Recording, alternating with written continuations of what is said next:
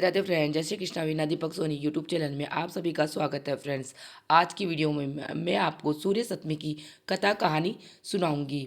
मास के शुक्ल पक्ष की सप्तमी तिथि को सूर्य सप्तमी के नाम से जाना जाता है। कहीं कहीं पर इससे रथ सप्तमी भी कहा जाता है। इस वर्ष यानी 2026 में सूर्य सप्तमी 25 फरवरी को मनाई जाएगी। सूर्य सप्तमी के दिन सुबह सूर्योदय के समय भगवान सूर्यदेव का पूजन किया जाता है और कथा सुनी जाती है।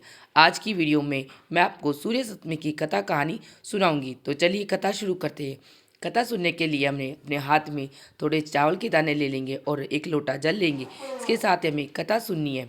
सबसे पहले हम जल का जो हमने लोटा लिया है इस पर तिलक कर लेंगे।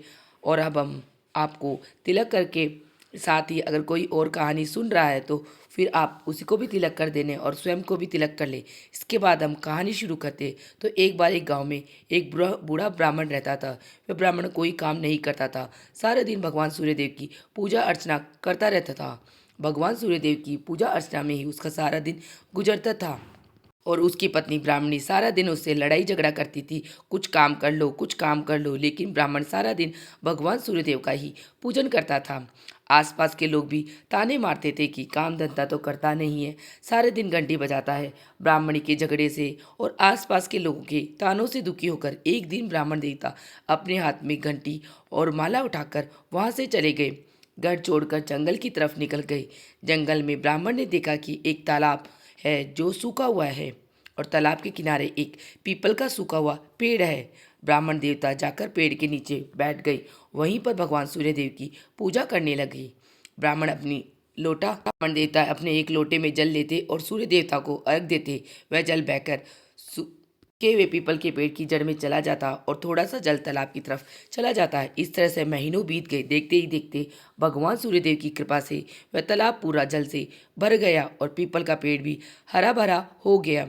एक दिन जब ब्राह्मण देवता ने सूर्य भगवान का पूजन किया और सूर्य देव को अर्घ दिया, उसके बाद पीपल से आवाज आई, ब्राह्मण देवता मैं तुमसे अत्यधिक प्रसन्न हूँ, कुछ मांग लो, कुछ मांगना है। यह सुनकर ब्राह्मण देवता डर गए। तो रोजाना जब भी ब्राह्मण देवता सूर्य देव का पूजन कर लेते, अर्घ देते, उसके बाद ही आवाज आती। ब्राह्मण देवता ने सोचा कि इस पेड़ में तो कोई भूत पिशाच बोलने लगा है।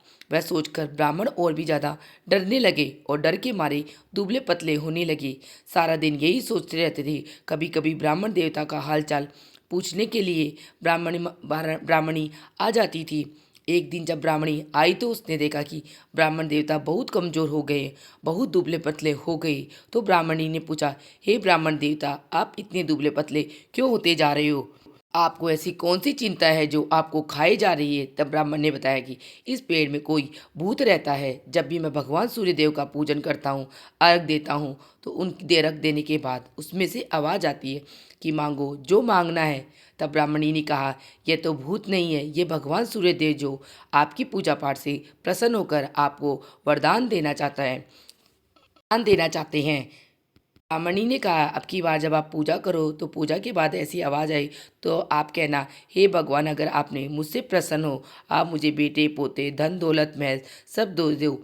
ऐसा कहकर ब्राह्मणी वहाँ से चली गई। अगले दिन जब ब्राह्मण ने सूर्य देवता का पूजन किया, अर्घ दिया, उसके बाद पीपल से आवाज़ आई, हे ब्राह्मण देवता, मैं आपसे बहुत प्रसन्न हूँ, मांगो जो मांगना है। तब ब्राह्मण ने कहा, हे भगवान, आप मुझसे प्रसन्न हो तो मुझे बेटे पोते घर परिवार धन दौलत महल शब्दों ये सब दे दो। भगवान सूर्यदेव ने कहा, हे ब्राह्मण देवता, जो जो आपने मांगा है वह सब हो जाएगा। इसके बाद ब्राह्मण देवता जैसे पहले पूजा करते थे उसी तरह से पूजा करने लगे। एक दिन ब्राह्मण देवता ने सोचा कि देख कर आता हूँ बच्चे वहाँ पर कैसे रह रहे।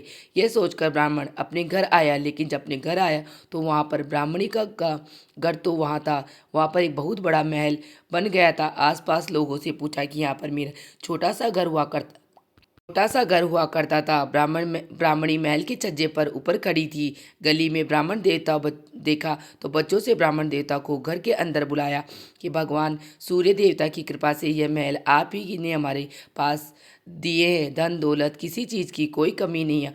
आप यहाँ पर आ जाइए और ऊपर यहाँ पर रहकर भगवान सूर्यदेव का पूजन करिए। तब ब्राह्मण देवता ने कहा कि यह धन दौलत जब मैंने तुम्हारे लिए ही मांगी थी, मैं तो सूर्यदेव का भगवान का पूजन करूँगा और उन्हीं की पूजा में रहूंगा। यह कहकर ब्राह्मण देवता वापस उसी पेड़ के नीचे चले गए और जाकर वहीं पर सूर्य भगवान का पूजन करने लगे। हे सूर्य भगवान, जैसे आपने ब्राह्मण देवता पर कृपा बनाई, वैसे ही इस कहानी को कहते सुनते हुकारा बढ़ते सब पर अपनी कृपा दृष्टि बनाए रखना।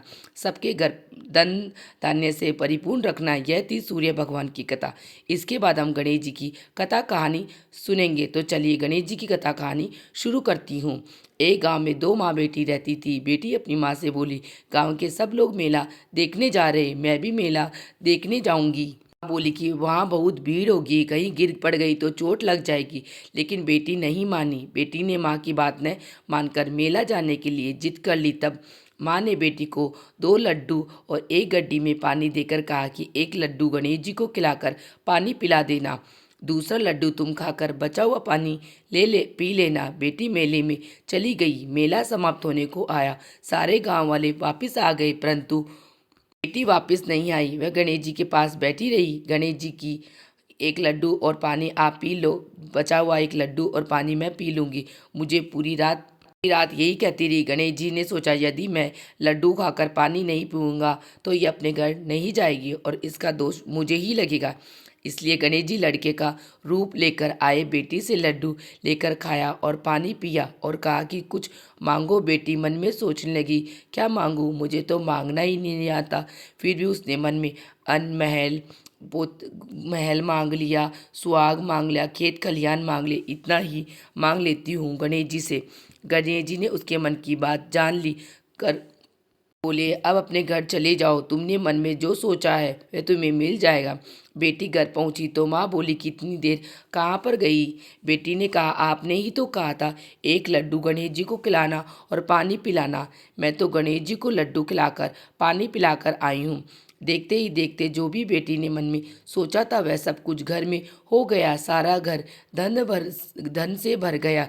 हे गणेश जी महाराज, जैसे आपने उन माँ बेटी पर बरसे, वैसे ही गणेश जी महाराज जैसे आपने माँ बेटी पर अपनी कृपा बरसाई। इस कहानी को कहते सुनते हुकारा था बढ़ते हुए हम सब पर अपनी कृपा बनाए रखना, कृपा दृष्टि बनाए रखना है। इसी तरह से हमारे सूर्य सप्तमी की तथा कथा कहानी पूर्ण हो जाएगी। कथा सुनने के बाद हम हाथ में जो चावल के दाने लिए थे वह जल के लोटे में डाल देंगे।